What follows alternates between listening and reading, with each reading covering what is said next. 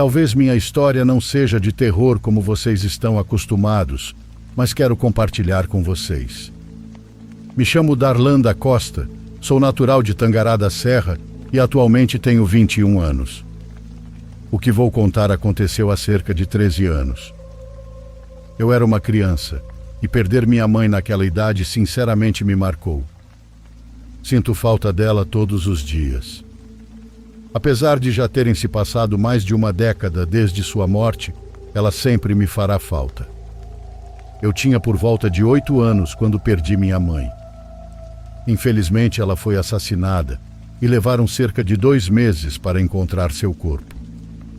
E não foi porque as autoridades o encontraram, foi porque meu avô Edmundo procurou uma senhora que lhe foi recomendada. Segundo lhe disseram, era uma mulher que lhe diria exatamente onde o corpo estava.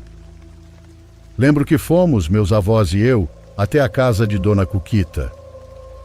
Havia várias pessoas lá, sofrendo com problemas causados por trabalhos de bruxaria. Eu sinceramente me sentia sobrecarregado ao ver tantas pessoas. Com o passar dos anos entendi que havia crianças ali porque tinham sido afetadas por esse tipo de maldade de certas pessoas. O rosto dos meus avós era de pura tristeza, apesar das pessoas dizerem que estavam no lugar certo e que Cuquita os ajudaria. Quando chegou a vez dos meus avós, eles me disseram para continuar sentado naquele banquinho duro e não me mover por nada. Mas pouco depois, meu avô me chamou e eu entrei na casa da senhora. Minha avó chorava inconsolavelmente. A senhora disse que não era culpa dela, que tudo havia acontecido por um mal-entendido, mas que isso se resolveria com o tempo.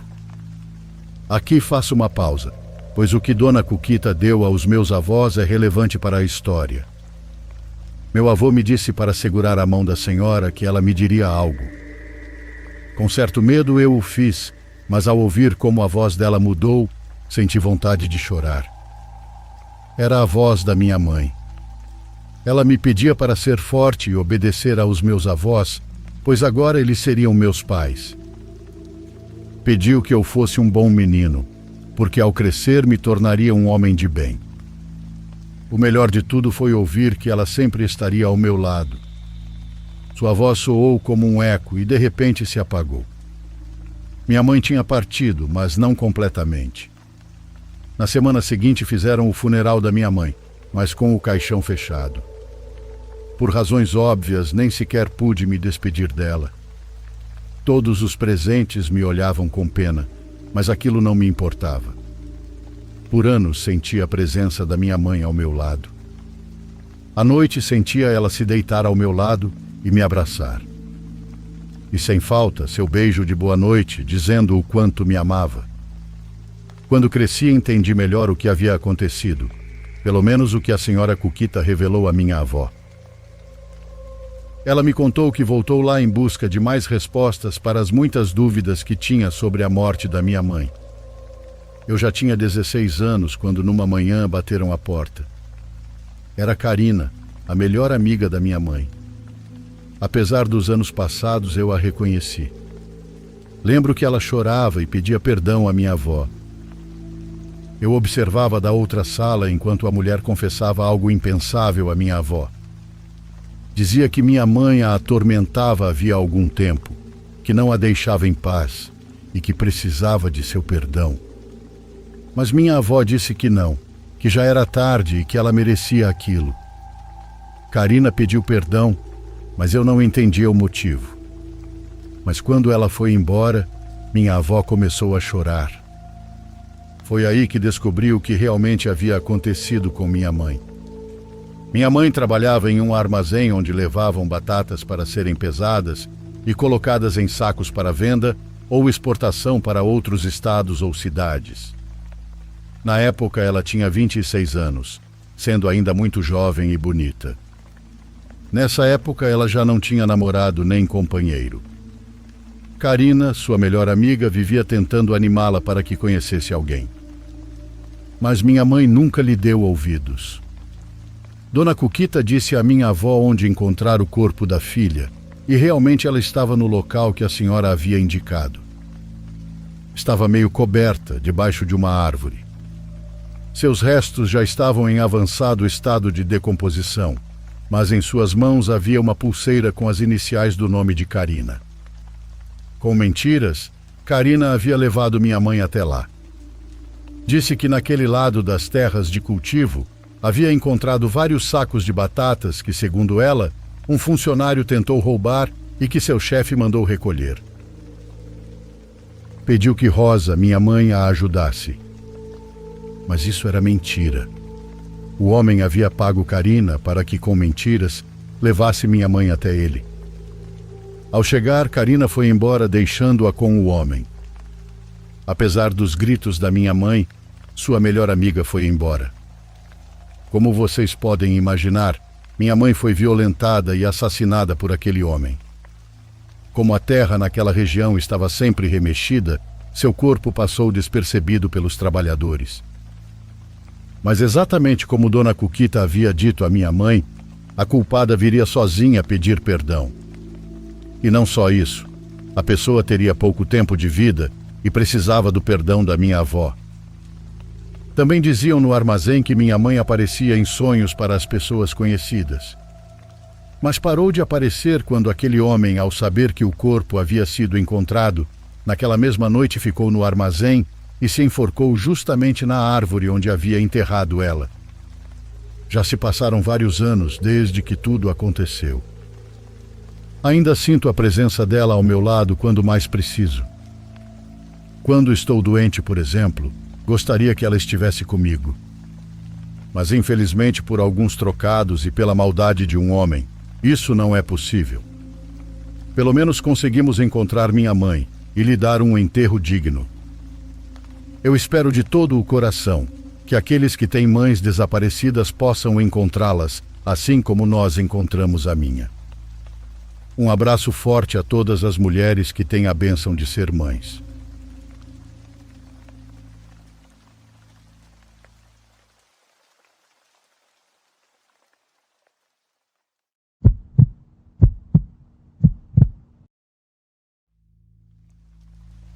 Meu nome é Norberto e envio uma saudação a todos da comunidade de relatos. Isso que vou contar não aconteceu diretamente comigo, mas sim com um dos meus melhores amigos. Seu nome é José, e ele é um caminhoneiro daqueles que já deram a volta inteira no país com seu caminhão por causa do trabalho. Eu conheci ele na época em que trabalhamos na usina, e não é do tipo que se assusta facilmente, nem daqueles que inventam histórias para chamar a atenção. Ele é um cara sério e bem calado, mas tem boas histórias de terror muito bem guardadas.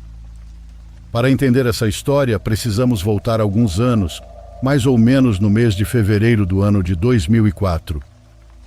Era uma madrugada fria, daquelas em que o nevoeiro é bem denso e o vento sopra forte. Naquela noite, José estava descendo para Rio Claro. Naquela ocasião, ele estava transportando uma carga de melancias, pelo que me lembro. Aquela era sua rota de sempre. Ele já a conhecia como a palma da mão. Mas naquela noite tudo foi totalmente diferente.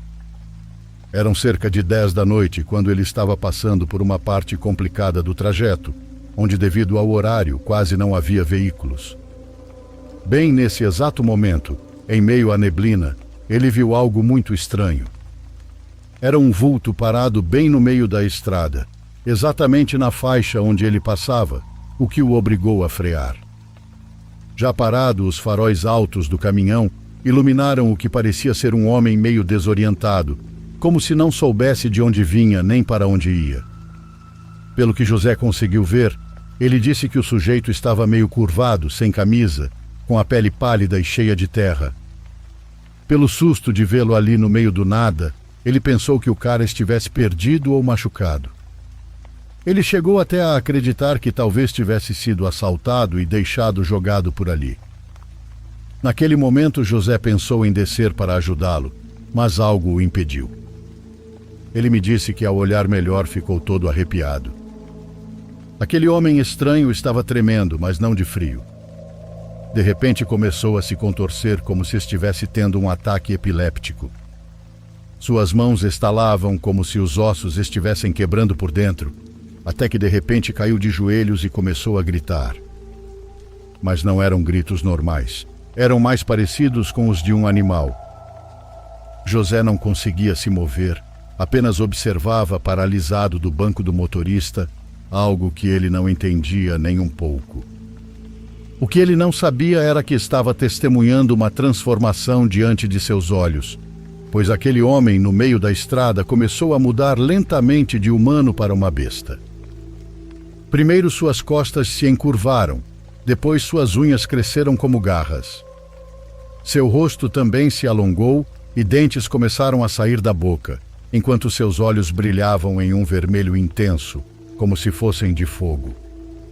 Uma substância estranha escorria de sua boca como se fosse espuma, como se realmente fosse um cão raivoso. Em segundos, aquele homem já não era mais humano. Era um monstro peludo, enorme e com patas gigantes. Era um lobisomem. José ficou tão apavorado que, no impulso de querer sair dali, carcou o pé no acelerador. O caminhão avançou com tudo e, sem dar chance para que aquilo fizesse algo, o atropelou com uma só batida. O corpo da criatura bateu no capô e foi lançado para o lado, mas o rugido que soltou foi tão forte que José quase batizou suas calças. Por um momento ele achou que tinha matado aquilo, mas não. Quando olhou pelo retrovisor, viu a criatura se levantar como se nada tivesse acontecido. E foi aí que começou o verdadeiro pesadelo. O bicho começou a perseguir o caminhão do meu amigo. Aquela coisa corria pela estrada em 4 patas, mais rápido que um cavalo. Dava até para ouvir como suas garras raspavam o asfalto e como seus olhos brilhavam na escuridão. José acelerava, mas o peso do caminhão não ajudava muito, ainda mais que ele estava em uma área com curvas bem fechadas, onde qualquer erro podia fazer o veículo despencar morro abaixo. Aquela coisa se aproximava cada vez mais, e por um momento ele disse que ela estava a poucos metros da traseira do caminhão. Ele a via bem pelo retrovisor, com aquela cara horrível e dentes gigantes. Por um instante parecia que a besta tinha um sorriso muito humano, como se soubesse o que estava fazendo, como se estivesse gostando de ver o medo dele. A perseguição durou vários quilômetros com José buzinando, gritando sozinho e rezando o que sabia. Em um momento o caminho ficou reto e o caminhão finalmente conseguiu ganhar mais velocidade. Foi aí que ele parou de ver a criatura.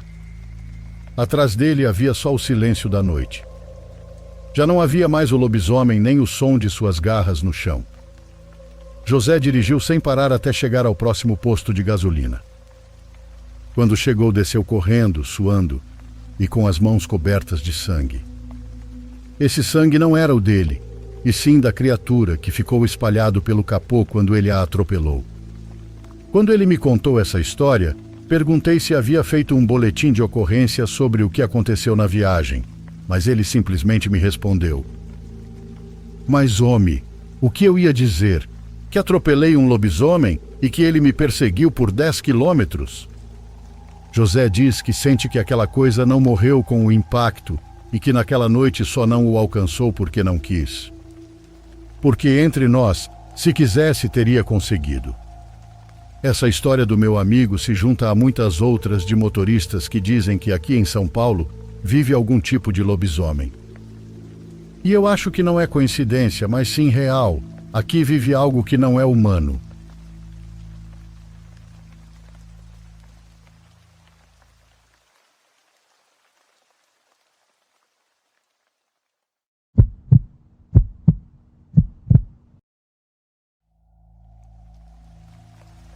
Sou filho único e moro com minha mãe e meu pai em uma casa de tamanho razoável.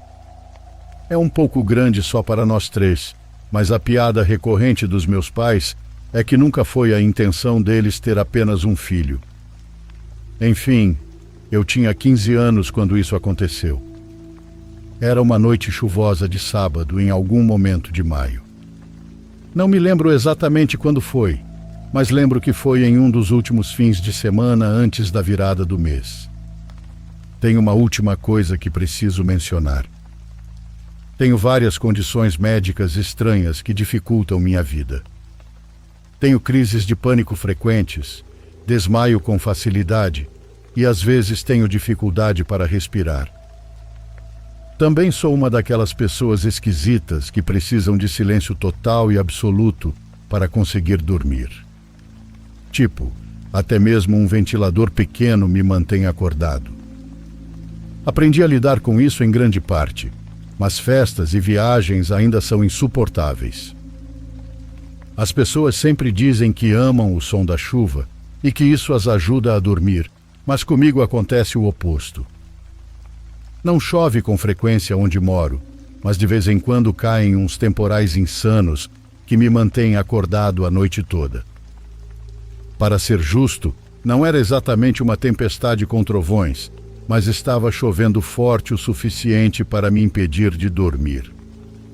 Não importava o que eu tentasse, eu não conseguia abafar o som da chuva batendo no telhado. Já era tarde, algo depois da meia-noite, quando encarei a realidade de que não conseguiria dormir tão cedo. Então saí da cama e pensei em maneiras de gastar um pouco de energia.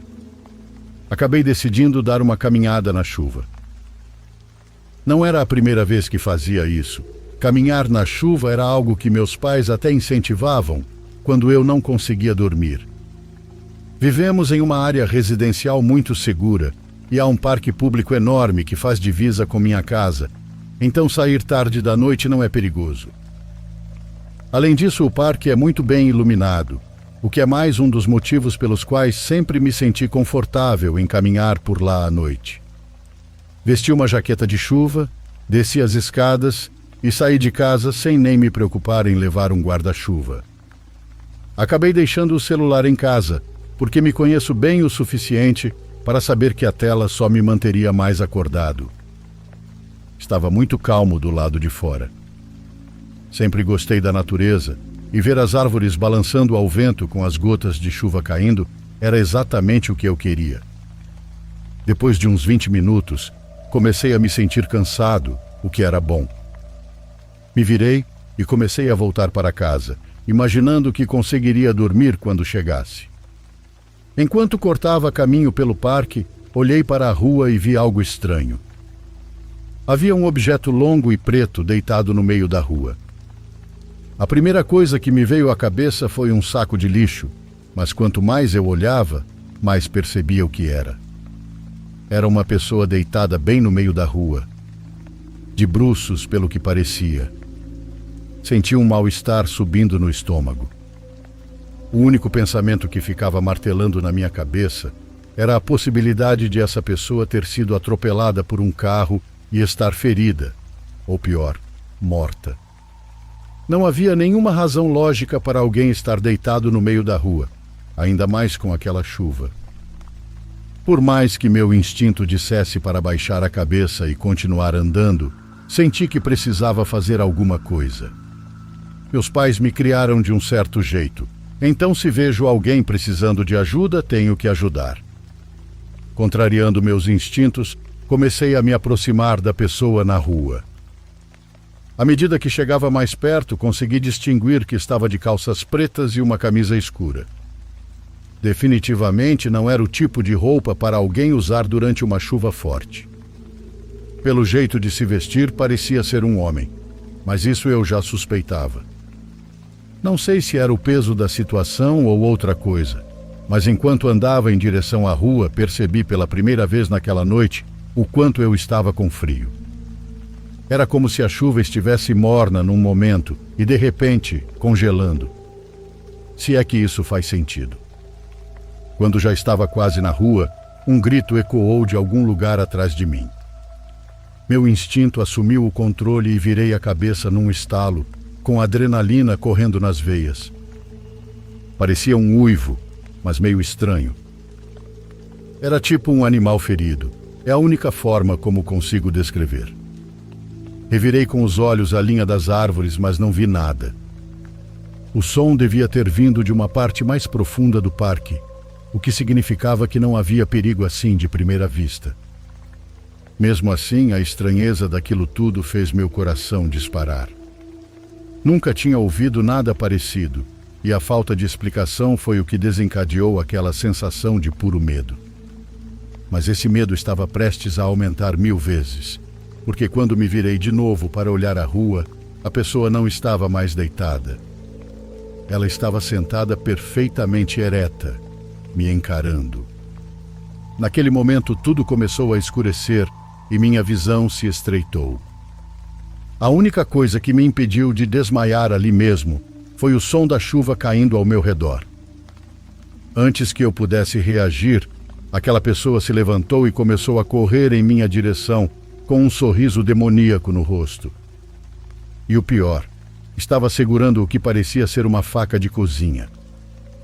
Até aquele momento eu não sabia o que era realmente temer pela vida. Saí do transe e corri o mais rápido que pude na direção oposta. Assim que comecei a correr, ouvi ele gritar: "Eu vou te matar, desgraçado!" A grama encharcada tornava impossível correr muito rápido, mas minha salvação era que quem estivesse me perseguindo também teria que lidar com isso. Não queria correr direto para casa, então fui em direção às árvores, na esperança de despistá-lo no parque. Sim, era de lá que tinha vindo o grito estranho, mas eu não tinha outra escolha.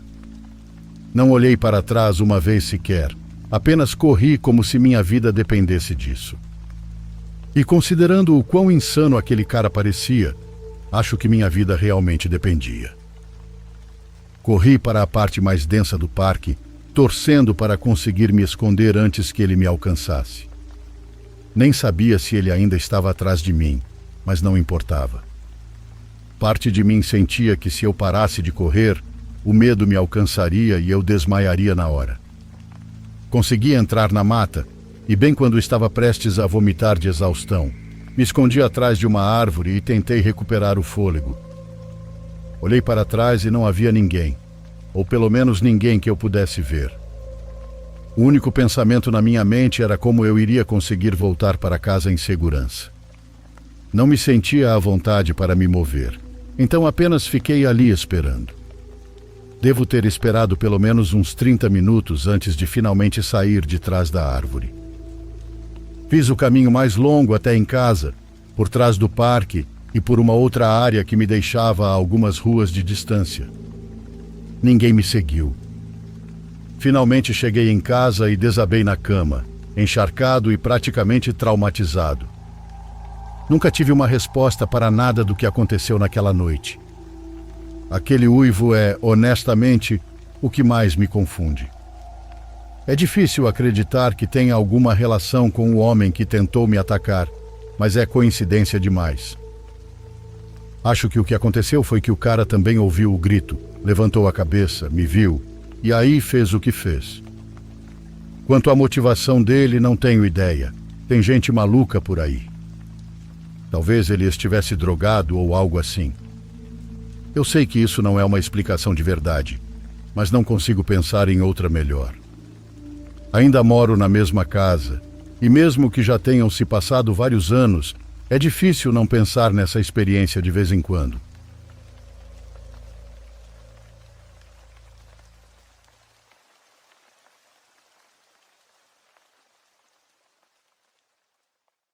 Por favor, curta e se inscreva se você estiver gostando. Agora continuamos.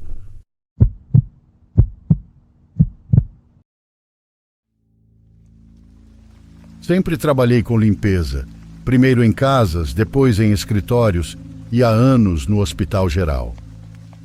Trabalho no turno da madrugada, das 11 até às 6. Não reclamo, gosto porque tem menos gente e porque os médicos já me conhecem e me tratam bem. Uma vez, ao sair do turno, encontrei um senhor na calçada. Era bem cedo, então ainda estava escuro.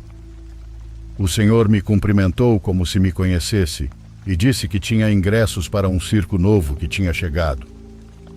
Ele disse que era algo especial e diferente de todos os outros. Achei que ele queria me vender alguma coisa, mas ele me deu os ingressos de graça. Eram 2 bilhetes com letras douradas, sem endereço, e apenas diziam: Carpa Mirador, entrada por convite. Não tinha planos então, naquela noite, perguntei ao meu filho se queria me acompanhar. Ele tem 15 anos, se chama Daniel e disse que sim. Fomos caminhando até onde os vizinhos diziam que o circo tinha se instalado, nos campos secos, perto da antiga rodoviária. Nunca tinha visto circo ali, mas quando chegamos já estava montado. A lona era muito alta, cor de vinho com uma ponta dourada. Havia tochas acesas e uma placa giratória com luzes. Não tinha música, nem gente gritando, nem crianças correndo, só um homem parado na entrada com um chapéu alto. Entregamos os ingressos e ele nos deixou entrar sem dizer uma palavra. Lá dentro estava limpo, limpo demais. O chão era de madeira encerada e as cadeiras de veludo vermelho. Tudo parecia novo, mas não cheirava a novo. Tinha cheiro como de igreja. Notei que ninguém mais entrava, mesmo já perto da hora do início. Não havia mais público, então nos sentamos na segunda fileira. Meu filho também notou que o lugar estava vazio e disse que sentia algo estranho. Mas já estávamos ali e eu disse para esperarmos e vermos. Minutos depois, as luzes se apagaram e saiu uma mulher com um manto longo de veludo azul. O rosto estava pintado de branco e havia um símbolo na testa. Ela disse que o espetáculo estava para começar e que devíamos manter silêncio. Começaram com um número de trapézio, mas não havia cordas nem rede, apenas uma mulher flutuando de um lado para o outro. Parecia voar, mas sem asas. O corpo não se movia como o de uma pessoa, era muito rígido. Depois apareceram umas figuras atrás cobertas com mantos pretos e abaixaram em silêncio. Depois veio um homem em pernas de pau, mas não eram pernas de pau normais, pareciam ossos longos encaixados nas pernas dele. Ele andava ao nosso redor, mas ninguém mais entrou e não havia mais público, só nós dois. Eu já queria ir embora, mas meu filho não se mexia. Ele estava sério e concentrado em tudo. Depois veio o último número, um caixão grande. Trouxeram até o centro, e a mulher de azul disse que ali estava o que cada um mais temia, e que os convidados deviam se aproximar. Senti um arrepio, agarrei o braço do meu filho, mas ele se levantou e caminhou até o caixão como se alguém o chamasse. Quando me levantei atrás dele e falei que íamos embora, ele não olhou para mim. Ele chegou até o caixão e quando o tocou, a tampa se abriu sozinha. Eu vi dentro, juro por Deus, o que tinha ali não tinha uma forma clara. Era como se a caixa estivesse cheia de fumaça, mas com olhos flutuando. Meu filho ficou olhando e começou a tremer. Eu gritei e puxei ele pelo braço. Foi quando ele finalmente me olhou, com o rosto branco como papel, e disse com uma voz bem baixinha que aquilo que estava lá dentro não queria que eu estivesse ali. Assim que ele disse isso, tudo dentro da lona mudou. As luzes se apagaram e tudo ficou escuro. Mas vi um clarão e aquela coisa saiu do caixão. Não andava, deslizava. Puxei meu filho com toda a força e corremos para a entrada. As cortinas estavam fechadas e não abriam. Bati, gritei e ninguém veio. Meu filho tremia e a única coisa que fiz foi abraçá-lo. Fechei os olhos e senti algo nos tocando e girando ao nosso redor. Então houve um barulho. Olhei e a saída estava aberta. Corri e tirei meu filho de lá. Desde aquele dia meu filho mudou. Não ri mais como antes e às vezes fica calado por horas. Uma vez o encontrei olhando pela janela, dizendo que a lona vai voltar, que já o escolheram. Queimei o cotoco dos ingressos, mas todo ano no mesmo dia e na mesma hora batem na porta. Sempre são 3 batidas, que ao abrir nunca tem ninguém.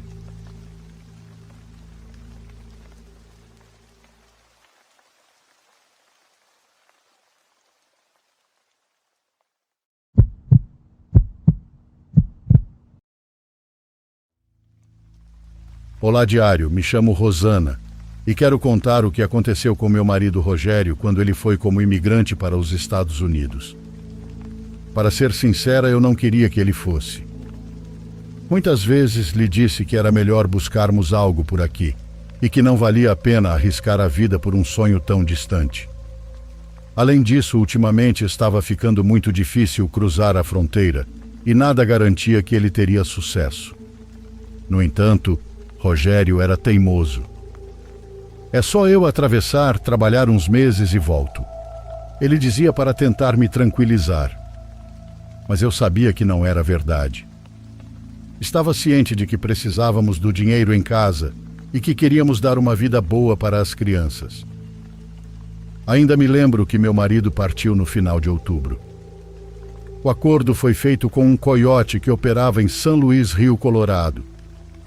Ele ia colocar Rogério e outros imigrantes dentro de um caminhão que cruzaria por Sonoita. A intenção dos coiotes era que todos ficassem bem escondidos no compartimento de carga, entre caixas vazias e cobertores, com a esperança de não serem detectados. Uma vez do outro lado, seriam abrigados por um tempo até encontrarem trabalho. Tudo isso soava fácil, mas não era. Tudo podia dar errado em questão de segundos, caso a imigração os descobrisse. Lembro muito bem que ele me mandou um áudio antes de subir no caminhão. Sua voz estava trêmula, mas animada. Te amo, Magrela. Nos vemos em breve. Nunca imaginei que aquela seria a última vez que o ouviria são, que o ouviria bem. Foram 12 os migrantes que subiram naquela noite, todos com o mesmo sonho de dar uma vida melhor às suas famílias. Segundo me contou depois um deles, todos estavam tranquilos nas primeiras horas.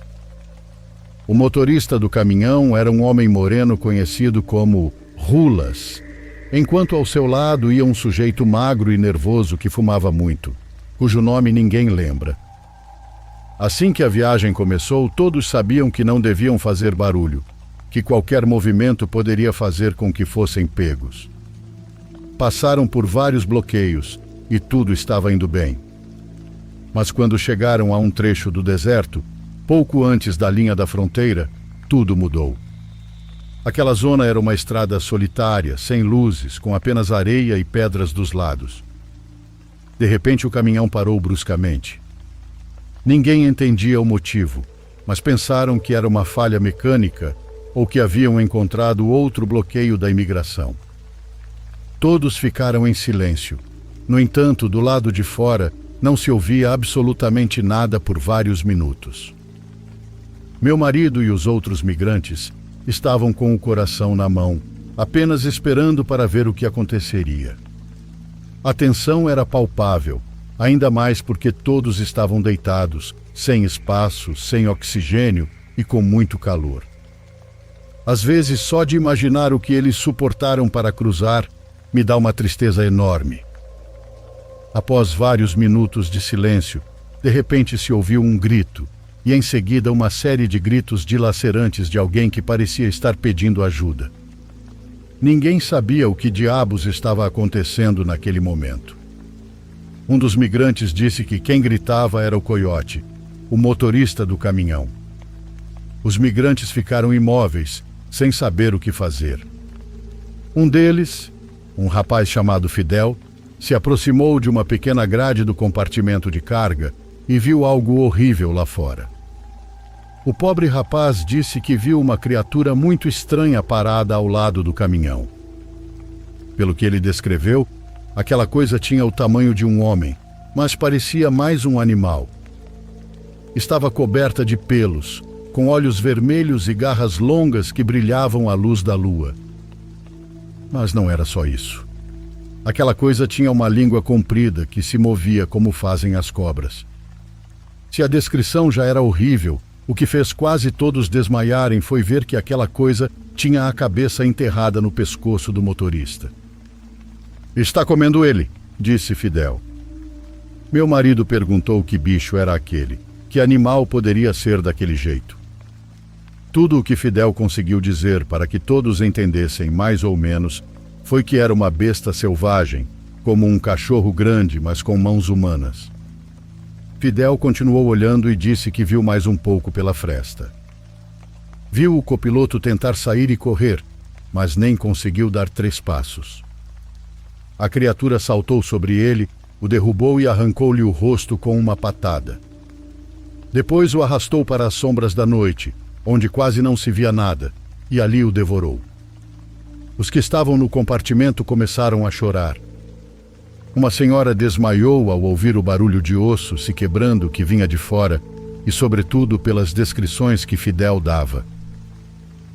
Para a sorte ou o azar dos migrantes, ninguém podia sair, já que o compartimento não se abria por dentro, então todos estavam presos. Os minutos passaram e eles ouviam os passos daquela coisa lá fora. Em alguns momentos a criatura se aproximou da caixa e a golpeou, como se tentasse abri-la, mas não conseguiu. Depois do que pareceu uma eternidade, tudo ficou em silêncio. Aparentemente aquele animal já tinha ido embora. Meu marido conta que eles passaram 2 dias dentro daquela caixa do caminhão, sem água, sem comida e com o medo os consumindo vivos. Alguns rezavam, outros deliravam, e o ar era pesado e fétido por causa das necessidades que eram feitas ali. Meu marido diz que esteve a ponto de perder a fé, e se não perdeu foi por nossa família. Felizmente, depois de 2 dias, agentes da imigração encontraram aquele caminhão. Eles abriram o compartimento e retiraram cada um dos migrantes. Naquele ponto todos estavam com a pele ressecada e os lábios rachados.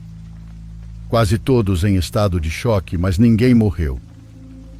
Do lado de fora encontraram o caminhão abandonado, a cabine coberta de sangue e pedaços de roupas, mas nenhum sinal do motorista ou do copiloto. Eles levaram os migrantes para um centro de detenção, onde lá foram interrogados, seus dados coletados, e perguntaram o que havia acontecido. Mas ninguém acreditou neles. Ninguém acreditou que um animal havia devorado aqueles homens. Disseram que era alucinação por falta de comida e água e que simplesmente tinham sido abandonados. A região tem muitos cartéis, então podiam ter levado tanto o motorista quanto o copiloto. Depois disso, meu marido voltou, mas devo dizer que ficou marcado para sempre. Ele diz que lá vivem coisas horríveis que devoram as pessoas.